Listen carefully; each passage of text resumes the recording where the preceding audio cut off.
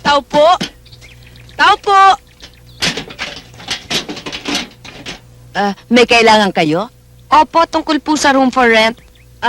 Ilan ba kayong titira? Isa lang po, ako lang. Ay, sorry. Maghanap ka na lang ng iba. Kasi, for couple lang yun eh. Ganun ba? Oo. Hindi ho ba pwedeng ako lang? Hindi.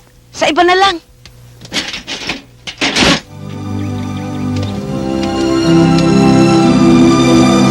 Ikaw na naman! At ikaw na naman din? Ano ka ba? Hanggang dito ba? Sinusundan mo ako? Bakit kita susundan? Maganda ka ba? Mabango ka ba? Na dapat kong kabaliwan? Nagsalita ang ulol. Ikaw, mayaman ka ba? Gwapo ka ba? O nagbabaliw-baliwan? May umahabol sa akin, Bulldog. Pati brief ko, pinagdiskitahan. Nahuli ako nagbabasa ng Bible sa CR. Naghahanap ako ng tirahan. Bah, jackpot! Ang swerte talaga, pag lumalapit. Pustahan tayo, hindi ka tatanggapin dyan. Tignan natin, iba yata ang karisma ko. Oh, bantayan mo itong mga gamit ko, ah. Baka itapo mo na naman yan. Room.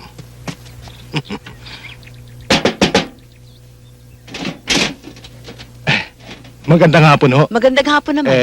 Gusto ko sanang magtanong tungkol sa kwarto. Kwarto? Alam niyo, Mrs., mukhang hindi naman maganda bahay niyo eh. Pero sa tingin ko, mukhang mabait ho kayong tao. Nang bola pa ito.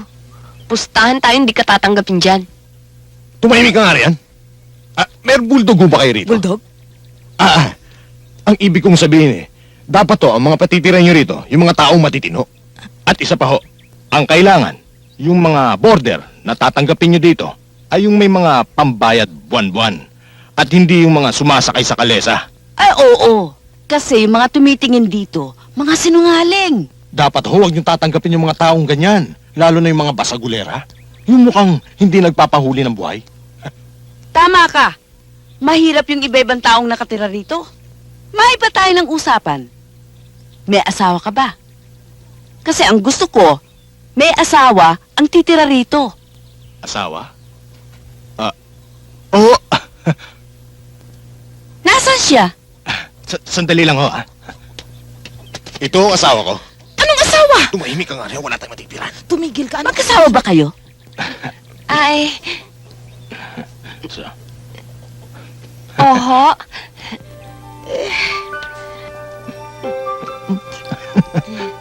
O sige, sumunod kayo sa akin. At magbayad kayo ng down payment. Siya ang lalaki. Siya ang magbabayad ng down payment. Mayaman ho yan. O halay, pasok na kayo rito. Sasara ko tong pinto at napakaraming magnanakaw din eh. Ay nako, hirap tong nag-iisa. Walang katulong na tatao dito sa bahay. Kailan ba kayo lilipat? ngayon din ho. Dahil alam niyo masyadong pagod ho itong asawa ko Di ba, honey? Oh, wala kang bahay. Sige ka. Baka mawalan ka ng bahay.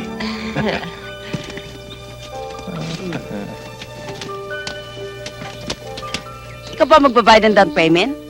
Oh, Sige, halika. Umakyat ka at pumirma ka sa kontrata. Oh, ang mga mayayaman dyan at hindi mahilig sa gulo, magbayad na. Darling, Aray! pakiayos yung mga gamit natin, ha? Tapos, himusin mo yung tulugan natin, ha?